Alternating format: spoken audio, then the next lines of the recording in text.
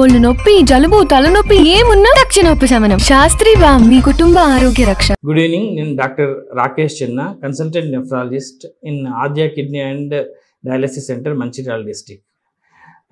నేను ఈరోజు are న్యూస్తో discuss చేయబోతున్న అంశాలు మెయిన్గా కిడ్నీకి సంబంధించిన వ్యాధుల గురించి చెప్పదలుచుకున్నాను.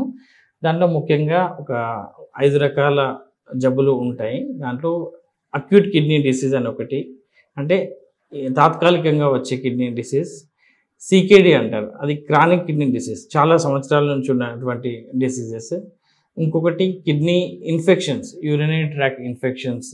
ఇంకొకటి కిడ్నీ స్టోన్స్, ఇది 4th. 5th ఏంటంటే గ్లోమరులార్ డిసీజెస్, కిడ్నీలో ఫిల్టర్ పనిచేయకపోవడం వలన ఎఫెక్ట్ అయ్యే డిసీజెస్. ఈ మెయిన్గా 5 రకాల డిసీజెస్ ఉంటాయి.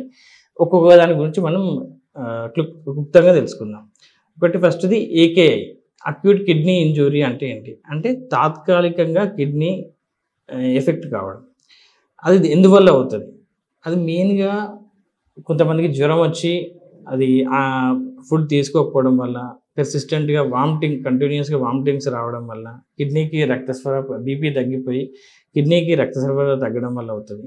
నార్మల్గా మనకు వచ్చే జబ్బులు డెంగ్యూ, మలేరియా కానీ, ఇట్లాంటి ఎనీ ఫీవర్స్ కానీ, గ్యాస్ట్రోఎంటరైటిస్ అంటారు, విరోచనాలు, వాంతులు వచ్చినప్పుడు కానీ బీపీ తగ్గి కిడ్నీకి రక్త సరఫరా తగ్గిపోయి కిడ్నీ ఎఫెక్ట్ కావడం. వీటికి ఏం చేయాలి మరి అంటే, మలేరియా వస్తే మలేరియాకి సంబంధించిన మందులు కానీ, డెంగ్యూ ఫీవర్కి సంబంధించిన సపోర్టివ్ మెడికేషన్స్ కానీ, అట్లా ఏ విధంగా ఎఫెక్ట్ అయిందో దాన్ని వల్ల ట్రీట్మెంట్ ఇవ్వడం ఉంటుంది. చాలామందికి ఏంటంటే విలేజ్లో కానీ డిస్ట్రిక్ట్ లెవెల్లో కానీ ఏంటంటే పెయిన్ కిల్లర్స్ వాడడం వల్ల, దానివల్ల అక్యూట్ కిడ్నీ ఇంజురీ వస్తుంది, సికేడి క్రానిక్ కిడ్నీ డిసీజ్ కూడా వస్తుంది. సో పెయిన్ కిల్లర్స్ అవాయిడ్ చేయడం అనేది చాలా ఇంపార్టెంట్. ఇది అక్యూట్ కిడ్నీ ఇంజురీ గురించి. దానికి తాత్కాలికంగా మనము ట్రీట్మెంట్ చేయడం వలన కిడ్నీకి సంబంధించిన వ్యాధి తగ్గిపోయే అవకాశం ఉంటుంది. సో కిడ్నీకి సంబంధించిన వ్యాధిని మనం ఎలా తెలుసుకుంటాం? సో కొన్ని టెస్టులు ఉంటాయి. ఆర్ఎఫ్టీ అని, renal function test, urea, creatinine, uric acid అని. ఇంకోటి urine test, complete urine examination అని, యూరిన్లో ప్రోటీన్ లీక్ అవుతుందా, బ్లడ్ లీక్ అవుతుందా, యూరిన్లో ఇన్ఫెక్షన్ ఉంది, ఈ విధంగా తెలుసుకుంటాం. Complete urine examination, RFT test. ఇంకోటి అల్ట్రాసౌండ్ అబ్డామెన్, కిడ్నీ సైజ్ ఎలా ఉంది, కిడ్నీలో ఇన్ఫెక్షన్ ఉన్నాయా, కిడ్నీ స్టోన్స్ ఉన్నాయా, కిడ్నీ వాపు ఉందా, ఈ విషయాలు తెలుసుకుంటాం. సో ఇది అక్యూట్ కిడ్నీ ఇంజురీ గురించి. సెకండ్ ఏంటంటే chronic kidney disease. Chronic kidney disease అంటే చాలా రోజుల నుంచి, 3 నుంచి 6 నెలల పైన కిడ్నీ ఉన్నవాళ్ళు. ఇది చాలా చాలా ఇంపార్టెంట్. దీని గురించి మనం డిస్కస్ చేయాల్సిన ఆవశ్యకత ఎంతైనా ఉంది. సో ఈ సికేడి అనేది ఎందువల్ల వస్తుంది?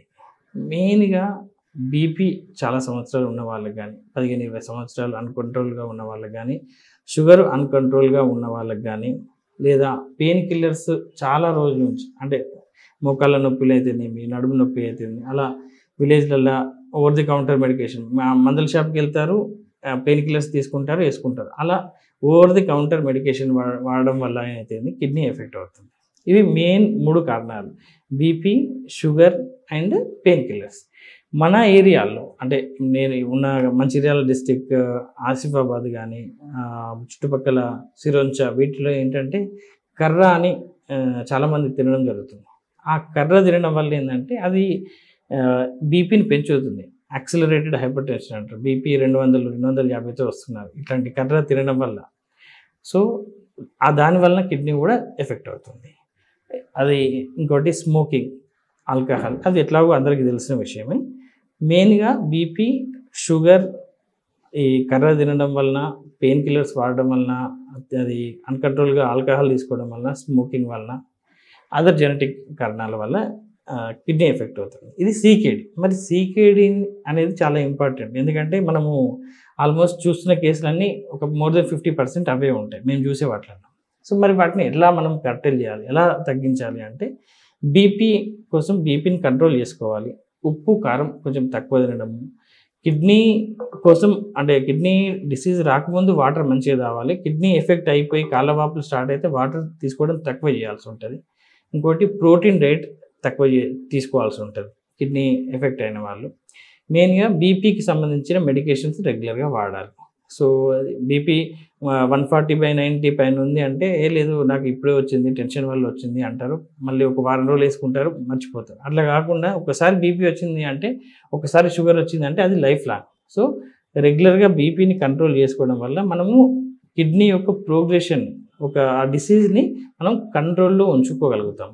సో బీపీకి సంబంధించిన మాత్రలు వేసుకోవాలి. షుగర్ ఉన్న వాళ్ళు షుగర్ మెడికేషన్స్ రెగ్యులర్గా వేసుకోవాలి. వీలైనంత ఎక్సర్సైజ్, వ్యాయామం చేయాలి. డైలీ ఒక 30 మినిట్స్ నడవాలి. సిగరెట్ స్మోకింగ్ ఉన్న వాళ్ళు అది స్టాప్ చేయాలి. ఆల్కహాల్ తీసుకునే వాళ్ళు అది స్టాప్ చేయాలి. వీలైతే యోగా లాంటివి చేయాలి. ఇవి ఈ చర్యలు తీసుకోవడం వల్ల ఏంటంటే మనం ఇంకా ఫర్దర్ ప్రోగ్రెషన్ ఆఫ్ కిడ్నీ డిసీజ్ని కంట్రోల్ చేయగలం. సో ఇది బీపీ, షుగర్ గురించి అయిపోయింది. షుగర్ HbA1c లెవెల్స్ అని, fasting blood sugar, post lunch blood sugar level చూసుకుంటూ మనం షుగర్ని కంట్రోల్ చేసుకుంటూ, CKDలో ఆల్రెడీ కిడ్నీ వ్యాధి ఎఫెక్ట్ అయింది షుగర్ వల్ల అంటే కిడ్నీ ప్రొటెక్షన్ మందులు ఇస్తాం. వాటితో పాటు ఇవి రెగ్యులర్గా వాడాల్సి ఉంటుంది. CKDలో 5 స్టేజెస్ ఉంటాయి. Stage 1, stage 2, stage 3, stage 4, stage 5. ఈ స్టేజ్ 5 తర్వాత ఏంటంటే అది దాని GFR ఆధారంగా ఈ CKD స్టేజ్ 5 ఇస్తాం. GFR less than 15 ml ఉంది అంటే స్టేజ్ 5లో ఉన్నట్టు. వాళ్ళకి మనము ఆ మందులతో కూడా వాళ్ళు రెస్పాండ్ అవ్వరు చాలా మటుకు. అయినప్పటికీ కొన్ని సంవత్సరాలు మందులతో చూస్తాము.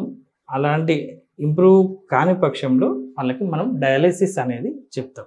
డయాలసిస్ అనేది చేయాల్సి ఉంటుంది ఒకవేళ పేషెంట్స్ వాళ్ళు ఇంప్రూవ్ కాకపోతే. సో మరి అప్పుడు సిమ్టమ్స్ ఎలా ఉంటాయంటే పేషెంట్స్కి ఆకలి ఉండదు, కాళ్ళ వాపులు వస్తాయి, మూత్రం కొంచెంమందికి తక్కువ రావడం, బాగా దురదలు ఉండడము, అన్నం తిన్నా అరగకపోవడం, ఇట్లాంటి సిమ్టమ్స్ ఉంటాయి. సో ఇది CKD స్టేజ్ 5లో. CKD స్టేజ్ 2 to 3 వాళ్ళు మనము మెడికేషన్స్తో చేయొచ్చు. చాలా ఇంపార్టెంట్ ఏంటంటే CKD స్టేజ్ 1 to స్టేజ్ 4 వరకు. ఎందుకంటే వాళ్ళు మనం వాళ్ళని కాపాడగలం. ఇంకా ఫర్దర్ ప్రోగ్రెషన్ కాకుండా వాళ్ళని మనం కాపాడే ఛాన్స్ ఉంటుంది. CKD స్టేజ్ 5కి వచ్చారంటే వాళ్ళని మనం కాపాడడానికి చాలా ఇబ్బందికరంగా ఉంటుంది. ఓన్లీ మనం ఆఫర్ చేసేది only dialysis and renoprotective, BP control, sugar control medication తప్పితే పెద్దగా చేసేది ఏమి ఉండదు. సో మనం ఆ స్టేజ్ రాకుండా చూసుకోవడం అనేది చాలా చాలా ఇంపార్టెంట్. ఇంకా డయాలసిస్ మీదనే ఉండాలా అంటే అలా కాదు. రీనల్ ట్రాన్స్ప్లాంట్ అనేది కూడా ఉంటుంది. రీనల్ ట్రాన్స్ప్లాంట్ 60-65 ఇయర్స్ వాళ్ళకు లోపల ఉన్న వాళ్ళకు ట్రాన్స్ప్లాంట్ చేసుకోవడం అనేది ఆప్షన్ ఉంటుంది. ఆ తర్వాత కూడా చేయొచ్చు, కానీ వాళ్ళకు ఎక్కువ లాంగిట్యూడ్ ఉండదు కాబట్టి మనం 60-65 ఇయర్స్ వాళ్ళకు కిడ్నీ ఫెయిల్ అయ్యి డయాలసిస్ మీద ఉన్న వాళ్ళకు మనకు అవైలబుల్ ఉన్నది ఏంటంటే జీవన్ దాన్ ప్రోగ్రామ్ ద్వారా ఫ్రీగా అవుతుంది నిమ్స్ లాంటి హాస్పిటల్లో. లేదు అంటే ప్రైవేట్ హాస్పిటల్లో కూడా అవుతుంది. దాంట్లో 2 రకాలుగా ఉంటాయి. డోనర్, లివింగ్ డోనర్, ఇంకోటి చనిపోయిన వాళ్ళు. అట్లా ఈ 2 చనిపోయిన వాళ్ళ నుంచి డోనర్ ఉండడం, అది లివింగ్ డోనర్ అండ్ కెడవర్ అంటారు. 2 రకాలుగా ఉంటుంది. ఎవరిదైనా తీసుకోవచ్చు. ఇంకో భార్య భర్తకు అలా ఇవ్వడం, అది ఎమోషనల్ లైబుల్ డోనర్ ఉంటుంది, అలా కూడా ఇచ్చుకోవచ్చు. అంతే తప్పించి వేరే వాళ్ళు ఇవ్వడానికి వీల్లేదు. ఇది మన డయాలసిస్ గురించి, రీనల్ ట్రాన్స్ప్లాంట్ గురించి, CKD గురించి. CKD అనేది చాలా ఇంపార్టెంట్. ఎందుకంటే అది ఒకసారి కిడ్నీ ఎఫెక్ట్ అయింది లాంగ్ టర్మ్గా అంటే దాన్ని మనం కంట్రోల్ చేసుకోవడం చాలా ఉత్తమం. స్టేజ్ 5 వరకు రాకుండా చూసుకోవడం అనేది చాలా ఇంపార్టెంట్. సో మనం AKI CKD గురించి డిస్కస్ చేసాం. నెక్స్ట్ ఏంటి అంటే ఇన్ఫెక్షన్స్, యూరినరీ ట్రాక్ట్ ఇన్ఫెక్షన్స్. ఈ ఇన్ఫెక్షన్స్ ఎందుకు వస్తాయి అంటే ఇంకా ఫీమేల్లో ఓల్డ్ ఏజ్లో ఎక్కువ వస్తాయి, ఎందుకంటే షార్ట్ యూరెత్రా ఉండడం వల్ల. ఇంకోటి మనము యూరిన్ పాస్ చేసిన తర్వాత కానీ, మోషన్కి వెళ్ళిన తర్వాత కానీ హ్యాండ్ వాష్ సరిగా చేసుకోవడం, శానిటైజర్ అవి చేసుకోకపోవడం, ఎక్కువ మంది క్రౌడెడ్ ప్లేస్లో మనము వాష్రూమ్స్ని యూజ్ చేయడం, ఇట్లాంటి వాటిల్లో వాళ్ళకి ఎక్కువ రావడం జరుగుతుంది. సో మనము ఈ sanitization methods, hand wash measures చాలా పద్ధతిగా చేయడం వల్ల వాటిని ఎంతో కొంత ప్రివెంట్ చేసుకోవచ్చు. సో అలా ఇన్ఫెక్షన్స్ వచ్చినప్పుడు మనము యాంటీబయాటిక్స్ ఇస్తాము.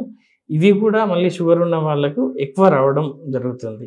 వాటికి పైలోనెఫ్రైటిస్ అంటాం. అవి ఇంప్రూవ్ చేయడం కూడా కష్టము. అలాంటప్పుడు స్టెంట్ వేయడము, ఒకవేళ స్టోన్ ఉంటే ఆ స్టోన్ తీయడం, ఇట్లాంటివి చేయడం జరుగుతుంది.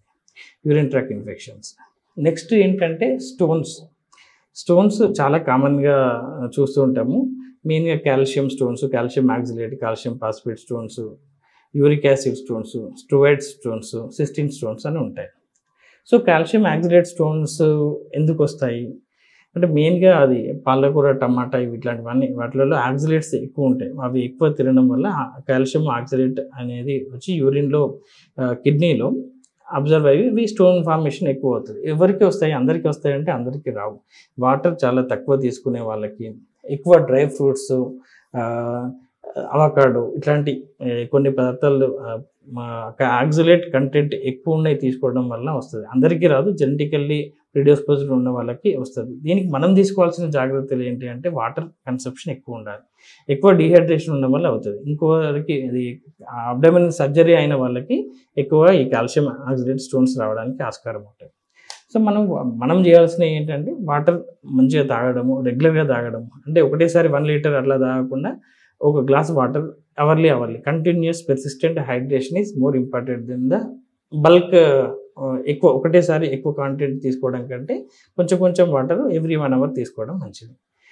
నెక్స్ట్ ఒకసారి స్టోన్స్ వస్తే మళ్ళీ వచ్చే అవకాశం 40 to 50% ఛాన్స్ ఉంటుంది. అందుకోసమే మనం దానికి ఏం చేయాలి అంటే మోర్ దెన్ 7 mm ఉంది అంటే సైజ్ ఎక్కడ ఉంది అనే దాన్ని బట్టి ఏ సర్జరీ చేయాల్సిన ఆవశ్యకత ఉన్నది చెప్తాం. So prevention is better than cure. అందుకోసం మనం రాకుండా తీసుకోవడం, జాగ్రత్తలు తీసుకోవడం మంచిది. ఇది కూడా మళ్ళీ ఆల్కహాల్ తీసుకునే వాళ్ళకు ఎక్కువ వస్తుంది, ఎక్కువ నాన్ వెజ్ తీసుకునే వాళ్ళకి ఎక్కువ వస్తుంది, ఎక్కువ వాటర్ తీసుకునే వాళ్ళకి ఎక్కువ వస్తుంది. ఇలాంటి ప్రివెంటివ్ మెజర్స్ మనం తీసుకుంటే చాలా మంచిది. ఇది స్టోన్స్ గురించి. ఇంకోటి లాస్ట్ వన్, 5th వన్ ఇది గ్లోమరులార్ డిసీజెస్. గ్లోమరులార్ డిసీజెస్ బేసికల్గా మేము నెఫ్రాలజిస్ట్గా అవి రెగ్యులర్గా ఎక్కువ చూస్తాము. సో దాని ఏంటి ప్రాబ్లం? మన కిడ్నీని ఫిల్టర్ అనుకుంటే ఫిల్టర్ ఎఫెక్ట్ అవ్వడం వల్ల ప్రోటీన్ లీక్ అవ్వడము, ఆర్బీసీ లీక్ అవ్వడం వలన ఈ కిడ్నీకి సంబంధించిన అది డిసీజ్ వస్తాయి. That is nephrotic syndrome, nephritic illnesses అంటాము. వాటికి మనం ఏం చేయాలి?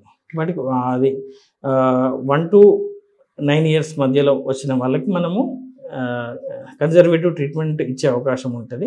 దాంతో కూడా ఇంప్రూవ్ కాకపోతే బయాప్సీ చేస్తాం. అదే మోర్ దెన్ 10 years అయితే ఫస్ట్ బయాప్సీ చేస్తాము. బయాప్సీ చేసి ఏ రకమైన కిడ్నీ డిసీజ్ ఉంది అని నిర్ధారణ చేసుకుని దానికి సంబంధించిన ట్రీట్మెంట్ ఉంటాయి. దాంట్లో కొన్ని రకాల డిసీజెస్ ఉంటాయి. మినిమల్ చైన్ డిసీజ్ అని, మెంబ్రేనస్ నెఫ్రోపతి అని. సో ఆ కండిషన్ను బట్టి మనం ట్రీట్మెంట్ చేస్తాం. అది కూడా పెయిన్ కిల్లర్స్ తీసుకోవడం వల్ల ఎక్కువ వస్తుంది కొంతమందికి మెడికేషన్ లైక్ నెయిల్ పాలిష్. ఈ మధ్య యంగ్ లేడీస్కి ఎక్కువ లిప్స్టిక్స్ యూజ్ చేయడం వల్ల, నెయిల్ పాలిష్ ఎక్కువ యూజ్ చేయడం వల్ల వాళ్ళకి కూడా వస్తుంది. సో అలాంటివి మనం అవాయిడ్ చేసుకుంటే మంచిది. ఇవి గ్లోమరులార్ డిసీజెస్. అవి మనం బయాప్సీ చేసి నిర్ధారణ చేసుకొని దానికి స్పెసిఫిక్గా ట్రీట్మెంట్ చేసుకోవాల్సిన ఆవశ్యకత ఉంది. సో నేను మీ న్యూస్ ఛానల్ ద్వారా చెప్పదలుచుకుంది ఏంటంటే CKD, క్రానిక్ కిడ్నీ డిసీజ్ని అవాయిడ్ చేసుకోవాలి. సో మెయిన్గా బీపీ, షుగర్ని కంట్రోల్ చేసుకోవాలి. బీపీ ఉన్న వాళ్ళు సాల్ట్ రెస్ట్రిక్షన్ చేయాలి. ప్లస్ అంటే సాల్ట్ 5 grams కంటే తక్కువ తినాలి. డైలీ ఎక్సర్సైజ్ చేయాలి, వాకింగ్ చేయాలి, యోగా చేయాల్సిన ఆవశ్యకత ఎంత ఉంది.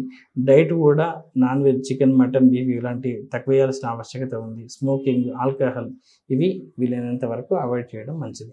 ఈ ప్రోటోకాల్స్ చేయడం ద్వారా మనం కిడ్నీ వ్యాధుల నుంచి మనం రక్షించుకున్న వాళ్ళకి అవుతాం. మరిన్ని వీడియోస్ కోసం ఛానల్ ని సబ్స్క్రైబ్ చేయండి. లేటెస్ట్ అప్డేట్స్ కోసం వాట్సాప్ ఛానల్ ని ఫాలో అవ్వండి. అండ్ లింక్ డిస్క్రిప్షన్ లో ఉంది.